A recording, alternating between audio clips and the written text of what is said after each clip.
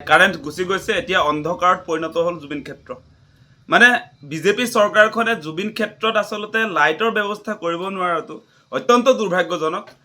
মানে আপোনালোকে এটা কথা বিবেচনা কৰি চাওক, জুবিন দা আমাৰ অসমীয়া জাতিৰ হিয়াৰ আমঠু, আমাৰ প্ৰাণৰ স্পন্দন, জুবিন দা জাতীয় সম্পদ। জুবিন দাৰ ক্ষেত্ৰত কিয় বিজেপি চৰকাৰে এনেকুৱা অন্যায় কৰি আছে? আজি কাৰেণ্ট গুচি গৈছে আৰু কাৰেণ্টৰ ব্যৱস্থা আজি চৰকাৰে নকৰে। তাৰ যি প্ৰশাসন আছে, প্ৰশাসনে কাৰেণ্ট দিয়াৰ ব্যৱস্থা নকৰে।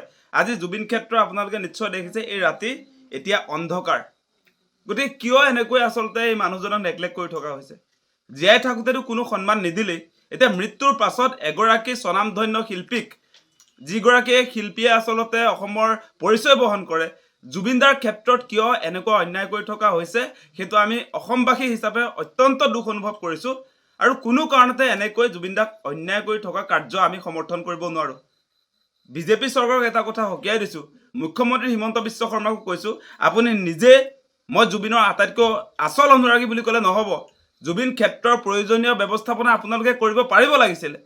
আজি আপোনাৰ গোচৰটোৰ ক্ষেত্ৰতো দেখিছোঁ, সকলোৱে কৈ আছে অসমৰ ৰাইজে যে ফাষ্ট ট্ৰেক আদালতত গোটেই গোচৰ প্ৰক্ৰিয়াটো আচলতে যাব লাগে, ডেইলি শুনানি হ'ব লাগে। সেই সম্পৰ্কত পৰিয়ালৰ মানুহে সদায় আবেদন কৰিছে। আজি প্ৰধানমন্ত্ৰীলৈ স্মাৰকপত্ৰ প্ৰদান কৰা হৈছে, তাৰ পাছতো প্ৰয়োজনীয় ব্যৱস্থাপনা গোচৰটোৰ ক্ষেত্ৰতো লোৱা নাই। ইফালে আপোনাৰ জুবিন ক্ষেত্ৰত যেনেকুৱা ধৰণে আচলতে বৰ্তমান সময়ত পৰিৱেশে বিৰাজ কৰিছে, সেইটো দেখি খুব বেছি বেয়া লাগিছে। কিয় আচলতে জুবিন দাৰ নিচিনা এগৰাকী মানুহক আমি সন্মান দিব নোৱাৰোঁ? জুবিন দাৰ ক্ষেত্ৰত আমি অন্যায় হৈ থকা আমি দেখিছোঁ। আজি কাৰেণ্টটো গুচি গৈছে, কাৰেণ্টটো তাত পাৰ্মানেণ্টকৈ থকাৰ ব্যৱস্থাটো কিয় নাই? ডিজি ব্যৱস্থাপনা কিয় নাই? তাত জেনেৰেটৰ ব্যৱস্থা কিয় নাই? আজি প্ৰশাসন যন্ত্ৰটো ইমান আচলতে দুৰ্বল নে, যে জুবিন ক্ষেত্ৰৰ নিচিনা এটা অতি গুৰুত্বপূৰ্ণ তীৰ্থস্থান, আমি অসমীয়া জাতিয়েতো জুবিন ক্ষেত্ৰক তীৰ্থস্থান বুলি কৈছোঁ।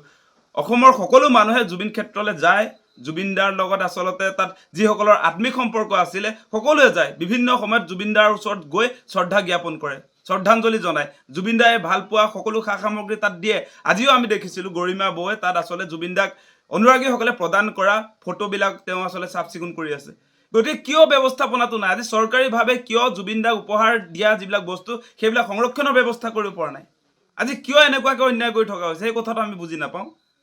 মানে আমি এনেকৈ ভাবিবলৈ বাধ্য হৈছোঁ যে জুবিন দাই জীৱিত অৱস্থাত, জীয়াই থকা অৱস্থাত বিজেপিৰ কেতবোৰ জাতিধ্বংসী সিদ্ধান্তৰ বিৰোধিতা কৰিছিলে। সেইকাৰণে এতিয়া জুবিন দাৰ নেগলিজেঞ্চিৰ বলি হৈছে নেকি? সেই কথাবিলাক আমি উত্থাপন কৰিছোঁ।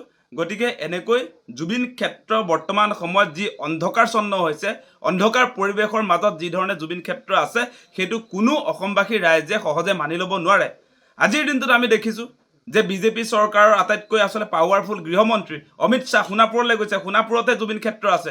তাৰ পাছতো আপোনাৰ জুবিন ক্ষেত্ৰত তেওঁ এখন্তেক জুবিন ক্ষেত্ৰত গৈ শ্ৰদ্ধাঞ্জলি জনাব নোৱাৰে, জুবিন ক্ষেত্ৰত তেওঁলোক যাব নোৱাৰে। আজি কোনেও নাযায়, প্ৰধানমন্ত্ৰীয়েও নাযায়, গৃহমন্ত্ৰীয়েও নাযায়, কোনো আচলতে বিজেপি চৰকাৰৰ কেন্দ্ৰীয় নেতৃত্ব আজি জুবিন ক্ষেত্ৰলৈ নাযায়। আজি ওপৰে গুচি গৈছে বুলি কৈছে হেলিকপ্টাৰ লৈ, 20 কিলোমিটাৰ দূৰ গুৱাহাটী এয়াৰপৰ্টৰ পৰা জুবিন ক্ষেত্ৰলৈ। তাৰ পাছতো আজি আপোনাৰ জুবিন ক্ষেত্ৰলৈ কোনো আপোনাৰ কেন্দ্ৰীয় নেতৃত্ব নাযায়। সেই কথাবিলাক আপোনালোকে বিবেচনা কৰক। আৰু সেই দলটোৰ মানুহে জুবিনৰ আচল অনুৰাগী বুলি অসমৰ ৰাইজক কয়।